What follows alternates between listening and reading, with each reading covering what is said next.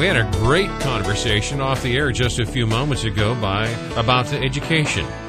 And we were, Governor Huckabee, in the middle of a fierce conversation about education as you came in the studio.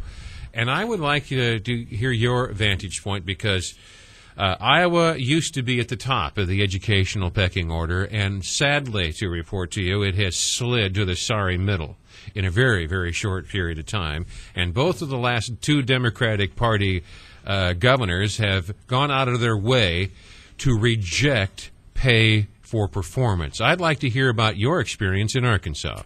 Well, we did quite the opposite, Jan. I inherited the Hillary version of education after her husband had put her in charge of that during the 1980s. One of the reasons that I'm looking forward to being the Republican nominee. Nobody knows her better. Nobody can, I think, show a clearer contrast. But what we knew had to happen was you don't give money for mediocrity. You give money for excellence.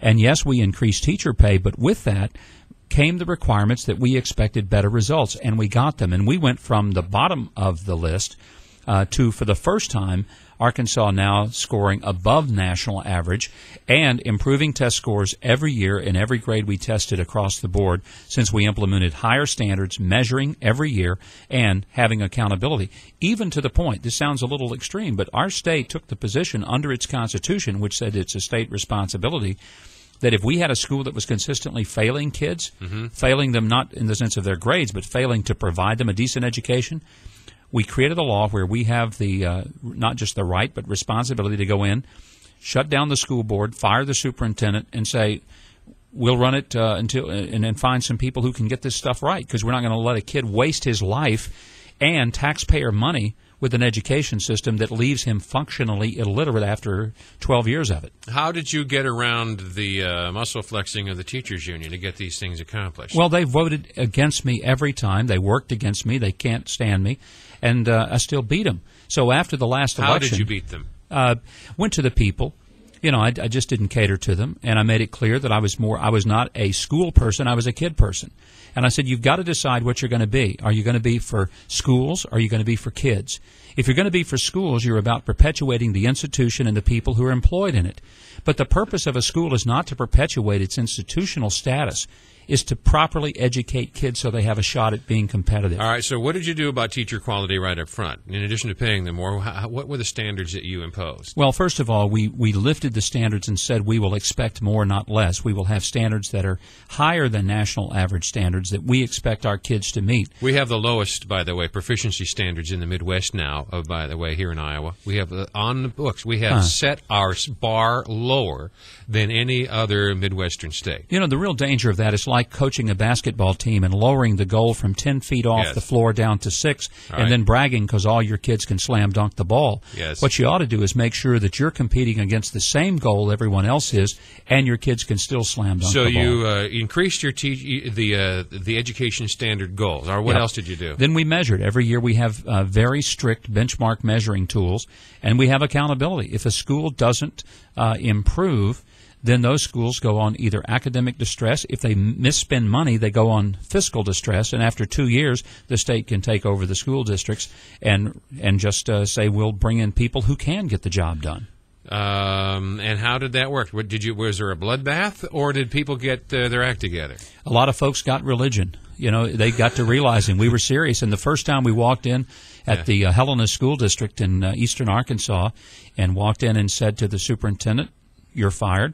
Said to the school board, you're fired. How do you fire a school board? How do you have the jurisdiction and power to do that? We had the constitutional authority because in Arkansas, now every state's a little different, but in Arkansas, it is the state's responsibility ultimately to ensure that kids are getting an adequate and equitable education. I think we have that as a standard, but I'm not sure how far we can push on that. Well, we pushed all the way to the wall because you can't let people take millions and millions of dollars of taxpayer money right out of their pockets and then waste it and not properly educate kids. You have two problems. You got money being wasted from the taxpayers, and you've got kids' lives being wasted who will never be able to hold a decent job because the system failed them, and we were more interested in protecting bad teachers than we were in helping kids. How long did it take just to see the positive results that you're talking about? We started seeing results immediately, because what happened, people understood that they would be held accountable for the results of what happens in their class. Number one, set high standards. Yep. Two, measure. And number three, hold people accountable. That's it.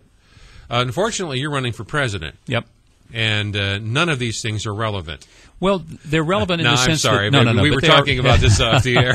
But here's where it's relevant. All right. In the same way that you also should expect the Department of Homeland Security, or you should expect the Department of Health and Human Services, the same principles apply. You have high standards of excellence, not just competence, but excellence. Secondly, you measure against those standards. You keep score. And third, you have accountability. When people don't get the job done, you get rid of them, and you bring in people who can get the job done. Would you shut down the Department of Education?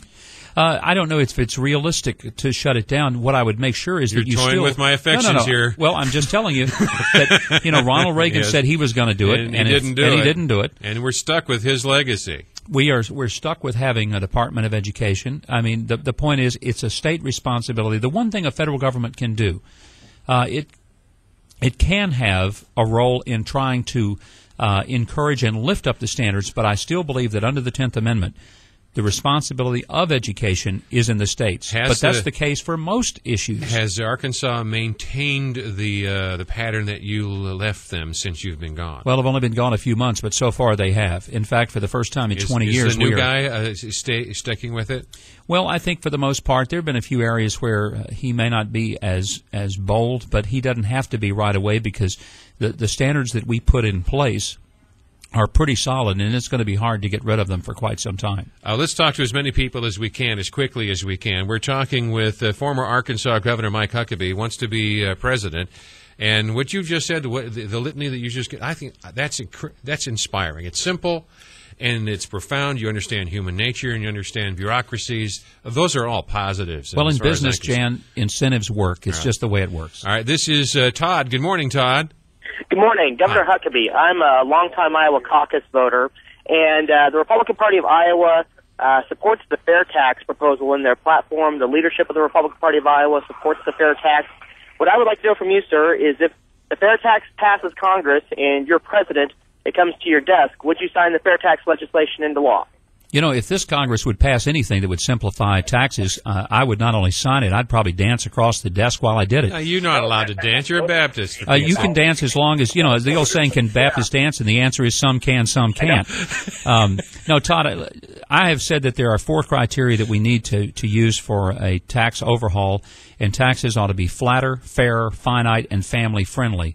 The fair tax meets those qualifications. So anything that gets rid of the IRS, anything that makes taxes flatter so that they're proportionate across the board, so that they're fair in the sense that you have everyone with some skin in the game. Yeah. They're finite so that there's a limit on how much people are going to be exacted in taxes, and they're family-friendly. You create a tax policy that encourages marriage, that encourages child rearing. So the answer, I think, was a yes. Yes. All right. Thank you, Todd. I appreciate it. This is Pat. Good morning, Pat. Good morning. Hi. I had a couple questions. First of all, I had heard that under Governor Huckabee, taxes were raised more than they ever were under Clinton. That was my first question, and if you could answer that. And then the second, I couldn't seem to find any information on whether he supported embryonic stem cell research, and how would he proceed if he doesn't? Okay. Happy to answer both. All right. I cut taxes 94 times as governor. First of all, if you look at my record, I did this in the context of a Democrat legislature where 86% of the elected officials are Democrat. Not only did we cut taxes, but we did the very things we talked about. We eliminated the marriage penalty. We increased double the child care tax credit. We cut capital gains taxes. We indexed the income tax for inflation. And, Pat, here's what's significant. Before I became governor in 1996, there had never been in the 160-year history of the state a broad-based general tax cut. I signed the very first one. You're going to read some nonsense put out by some groups that are trying to distort the record. Fact is, if you look at my record, you'll see that I'm a fiscal conservative. And on stem cell, let me quickly tell you, I'm pro-life. I didn't just have an adult epiphany last year when I decided to run for president. I've been pro-life. I got into politics because I'm pro-life. I didn't become pro-life because I'm political. Embryonic stem cell research should never be federally funded because it's the creation of a human life for the purpose of destroying it. There are better ways to do the research. So this is a sorry example of theological illiteracy on your part, because only Lutherans have epiphanies. Mormons